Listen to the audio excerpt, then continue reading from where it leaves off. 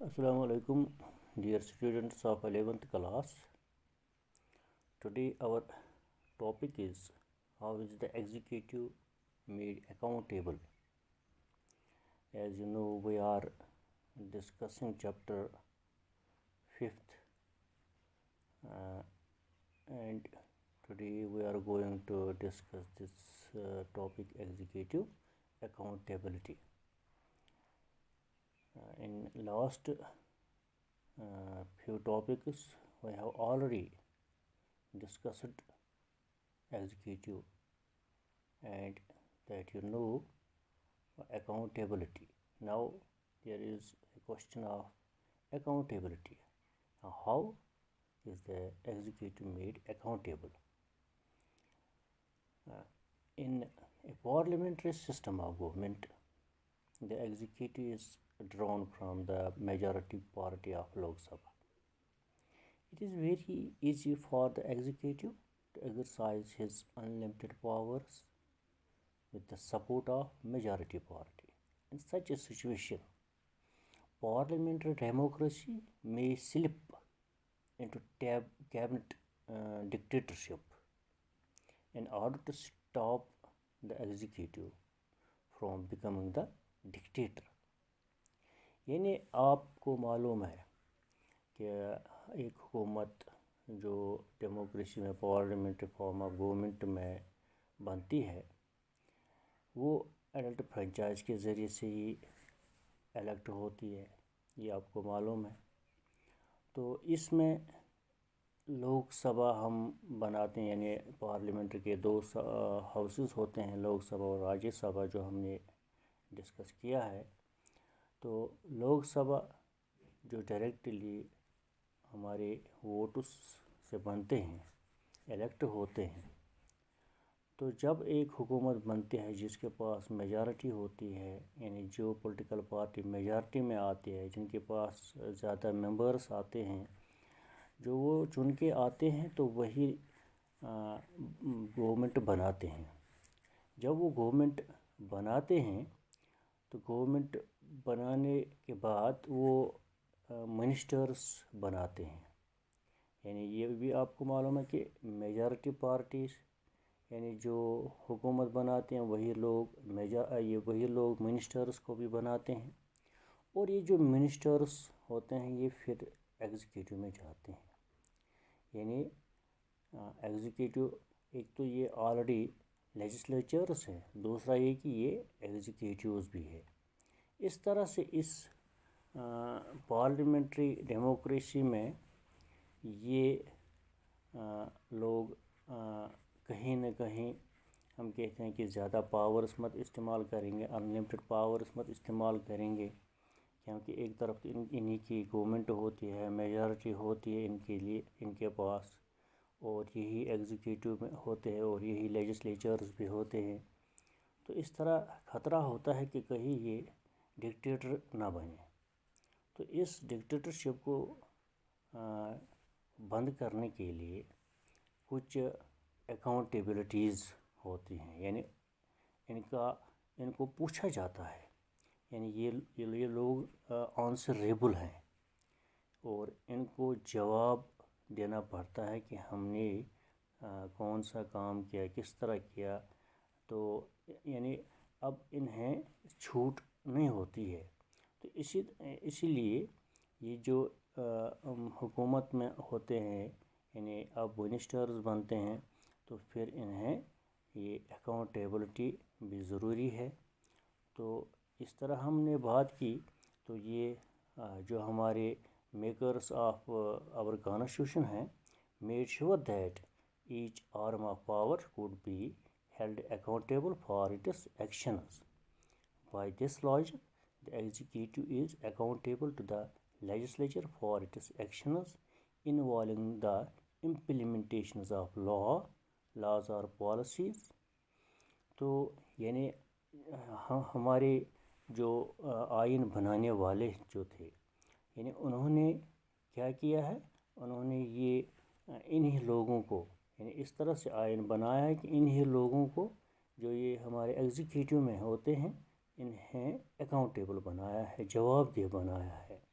यानी इनको लेजिस्लेचर में, यानी लेजिस्लेचर यानी आपको मालूम है जब सेशन होता है, पार्लियामेंट का सेशन होता है, तो वहाँ इन्हें सवाल पूछे जाते हैं, वहाँ इन्हें जवाब देना पड़ता है कि जो हमने लॉज को इम्प्लीमेंट किया है, जो पॉलिसीज़ हमने इम्प्लीमेंट किए हैं, क्या वो उसी तरह यानी जिस तरह हमारे पार्लियामेंट में ये पास हुए हैं उसी के मुताबिक क्या ये आप लोग काम कर रहे हैं, यानी एग्जीक्यूटिव काम कर रहे हैं, यहाँ की ये तो डिक्टेटर तो नहीं बन गए हैं, क्या ये उसी तरह से यानी जिस तरह से पार्लियामेंट में ये लॉज पास हुए हैं, पॉलिसीज़ पास हुए हैं, ये मुरतब हुए हैं, तो इसी तरीके से इनको भी आगे इन मिनिस्टर्स को, इन एग्जीक्यूटिव को उसी हिसाब से इनको इम्प्लीमेंट करना पड़ता है। यानी अगर ये उस हिसाब से इम्प्लीमेंट नहीं करते हैं तो इन्हें, ये भी आपको मालूम है कि इन्हें फिर यानी नो कॉन्फिडेंस ऑफ वोट होता है, तो इन्हें वहाँ रिज़ाइन करना पड़ता है।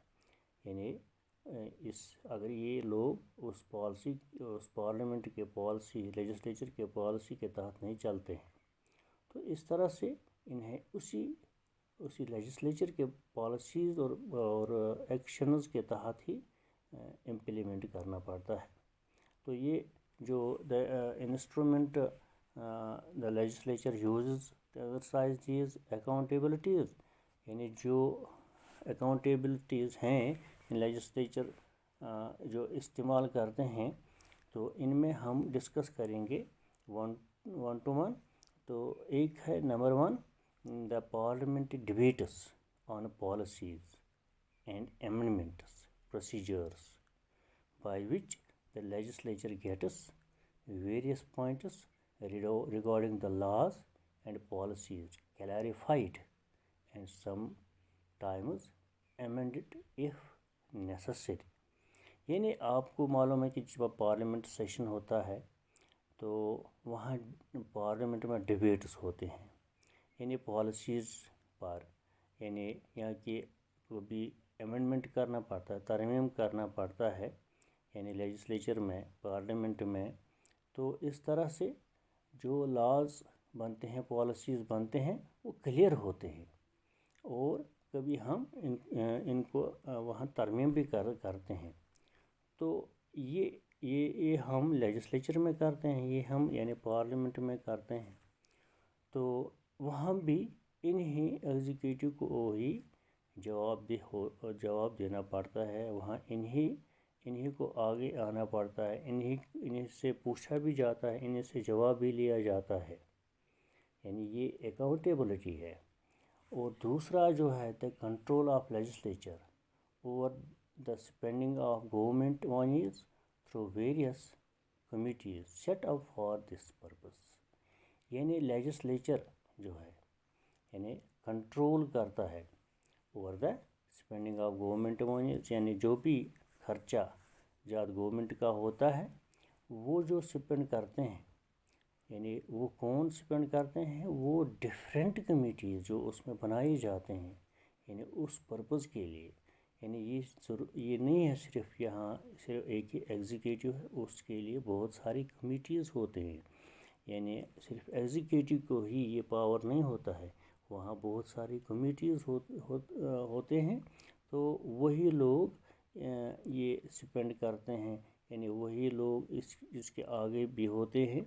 यानी जिस तरह हमारे एग्जीक्यूटिव होता है, उस एग्जीक्यूटिव के बाद अगर हम कहते हैं मसलन ये जो एग्जीक्यूटिव लाइन शुरू हो जाती है, जैसे मैं आपको बताऊंगा यानी महकमा एजुकेशन का, यानी यहाँ अगर हम बेस पे जाएंगे, जैसे कि हमारा यहाँ ZDO होता है यानी जोनल एजुकेशन ऑफिसर, उसके आगे कौन होता है, CO चीफ एजुकेशन ऑफिसर होता है। फिर होते हैं हमारे ये जॉइंट डायरेक्टर्स होते हैं, फिर होते हैं डायरेक्टर होता है, उसके बाद हमारे पास होता है कमिश्नर, सेक्रेटरी वगैरह, बहुत सारे सेक्रेटरीज होते हैं। तो ये भी इसमें काम करते हैं, इस एग्जीक्यूटिव में काम करते हैं यानी इनसे भी काम लिया जाता है। तो ये यानी जो ये कंट्रोल करता है लेजिस्लेचर, यानी कोई भी खर्चा ज़ात, यानी कोई भी गवर्नमेंट जो पैसा खर्च होता है, اس کے لیے ڈفرینٹ کمیٹیز جو ہے بنائے جاتے ہیں، وہ اس پہ نظر رکھتے ہیں. یعنی یہ صرف انہی ایگزیکٹو کے ہاتھ میں ہی نہیں ہوتا ہے، یعنی وہاں فائنانس ڈپارٹمنٹ ہے، یعنی وہ کام کرتا ہے. تو اس طرح سے یہ اکاؤنٹیبل ہے. تو تیسرا پوائنٹ جو ہم ڈسکس کریں گے، control over major moves by the government like appointment of the president, amendment of constitution, declaration of war وغیرہ. اور اسی کا کنٹرول جو ہے، یعنی کہ گورنمنٹ کا مثلاً یہ لوگ کنٹرول کرتے ہیں کہ اس کو اپوائنٹمنٹ کرنا ہوتا ہے، مثلاً پریزیڈنٹ کو اپوائنٹ کرنا ہوتا ہے، کانسٹیٹیوشن کو امینڈ کرنا ہوتا ہے، یا کہ یہ وار ڈکلیئر جو ہے یہ کون ڈکلیئر کرتا ہے. تو اس کے اوپر بھی کنٹرول ہے گورنمنٹ کا. تو چوتھا ہے parliament control over taxes which can't be imposed without the consent of the parliament. یعنی پارلیمنٹ جو ہوتا ہے یہ کنٹرول کرتا ہے ٹیکسز کو بھی، یعنی ایگزیکٹو خود بخود یہ امپوز نہیں کر سکتا ہے. یعنی اگر ایگزیکٹو چاہتا ہے کہ ہم ٹیکسز لگائیں، نہیں، جب تک پارلیمنٹ اس پالیسی کو مرتب کریں گے، اس پالیسی کو بنائے گا، تب تک ایگزیکٹو خود بخود یہ امپوز نہیں کر سکتا ہے، ٹیکسز امپوز نہیں کر سکتا ہے، اور جب تک نہ یعنی پارلیمنٹ کا کنسنٹ ہوگا. تو اس کے اوپر بھی پارلیمنٹ کا ہی کنٹرول ہے. تو پانچواں جو ہے accountability of council of ministers to the parliament and ability of the parliament to express its loss of confidence in the current government.